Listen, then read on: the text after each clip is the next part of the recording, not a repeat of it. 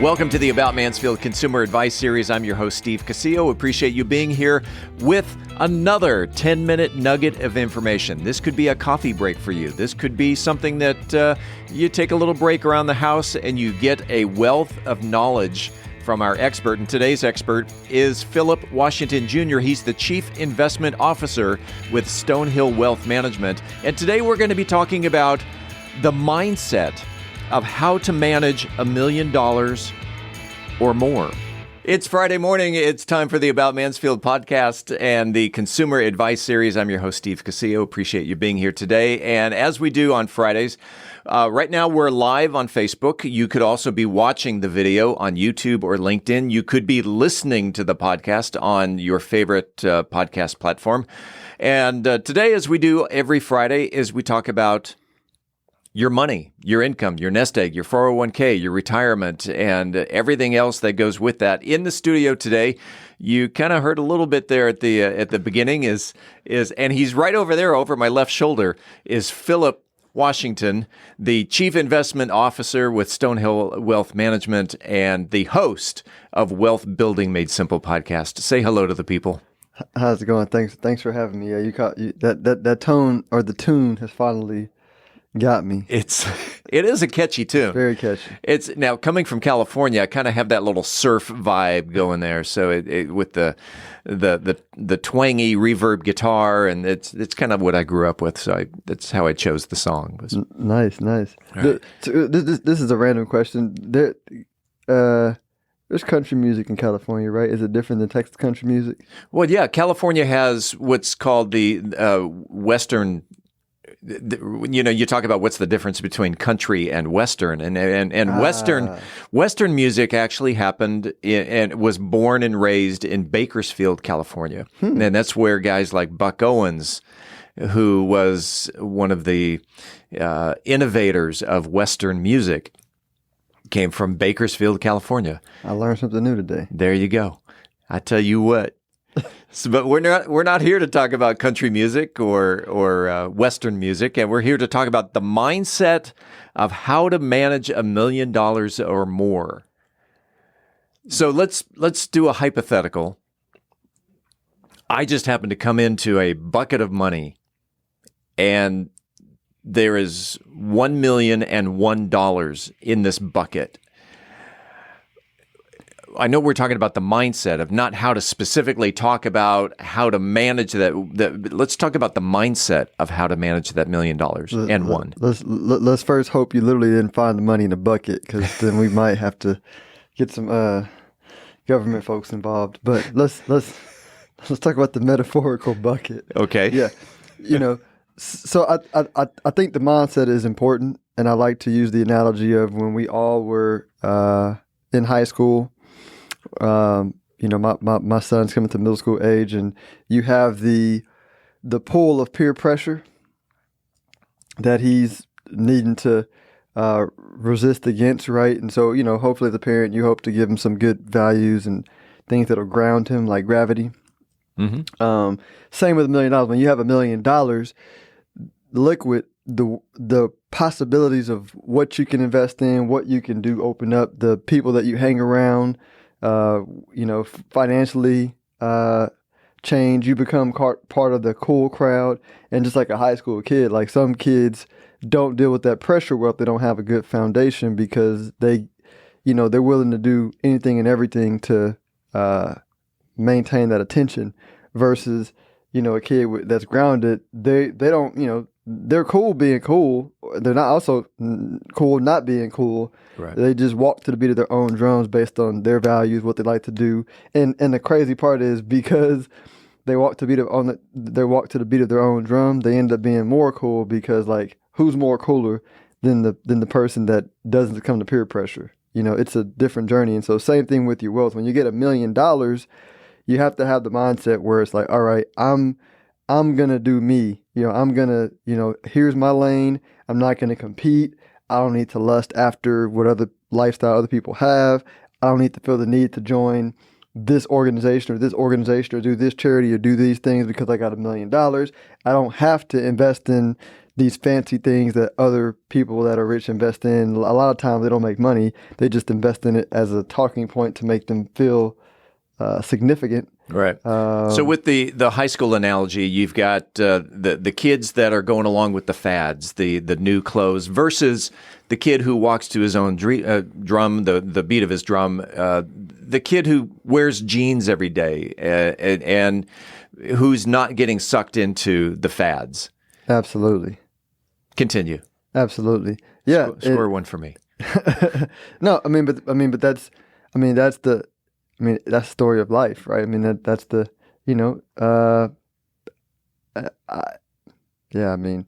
Well, and doesn't that go along with in the adult age of those that are buying the fancy cars, the fancy homes, they're going hugely deep into debt versus those that maybe happen to buy a shirt from a thrift store or their clothes, but they're building wealth. Yeah. And 10, 20, 30 years from now, they are the millionaires versus those that wanted to live it with air quotes. Perfect. In this example, though, and in this example too, you're right. But in this example, we're talking about people with $1 million, right? So I like one of the favorite people, my favorite people that I know that I think embodies being rich and being rich the right way. And he's rich, and we know a lot of same people, and people know that he's rich, but people don't know the extent to how rich he really is because like he has a nice home, Yeah. It's not an extravagant home, but it's like nicer. It's a nice home. He drives, I don't even want to say his cars, but he drives expensive cars, like the most expensive ones. He doesn't have a bunch of them, but he has the ones that he specifically has always wanted, but nobody ever sees them, right? Not because he wants to hide them, but that's just not like, he doesn't feel the need to flex. Right. And he's just as comfortable wearing, regular clothes as he is wearing clothes that he likes, right? And even the stuff that he drives, like what Jay-Z has a quote where he says, if I can buy two of something and I want it, then I'll buy it. But if I can't buy two, I won't even buy it. Meaning like whatever he buys, he can well afford, but it has no effect on his ego. And because of that, everybody follows him. Like he's a natural leader. And I mean, it's to the extent where I had this fancy, almost billionaire at my happy hour, and I said, hey, this dude's coming through, thought, you may want to come check him out or whatever. And he had something going on, but it was like, to him, it was like, oh yeah, cool. Like if I could make it, cool, because I think he's a nice dude, but like he's no respecter of persons, meaning like whatever. Like I'm happy for him, but I don't need to like go hang with rich people because I'm rich. You know what I mean? Like, oh yeah. That's the mindset where I have no doubt that he'll continue to build wealth because it's just, he walks to the beat of his own drum, And who doesn't love a drum? And who doesn't love a drum? Yeah. I saw a side note here. Very, very good drummer last night. My wife and I went to a concert up in Fort Worth, and Steely Dan, which has been around since the 1970s, and before you were born, and the drummer, out of a 13-piece band, the drummer was the main focal point, at least for me. And my wife had mentioned that too. So Steely Dan was marching to the beat of their own drum last night. Steely Dan. Yes. Hope he has a YouTube channel. I'll look him up. Yeah. Okay. So the mindset again of how to manage $1 million or more. My bucket of $1 million and one really is to march to my own drum, do my own thing. Don't do what everyone else is doing. And the path becomes clear. Like if you have that mindset, the mindset becomes a magnet to attract everything else you need. So you'll attract the right CPA for where you are, the right attorney, the right wealth manager, right? And it may be the people that you already have, but you won't be fooled by everybody who shows up and wants to be friends. Like the high school analogy, right? I was blessed.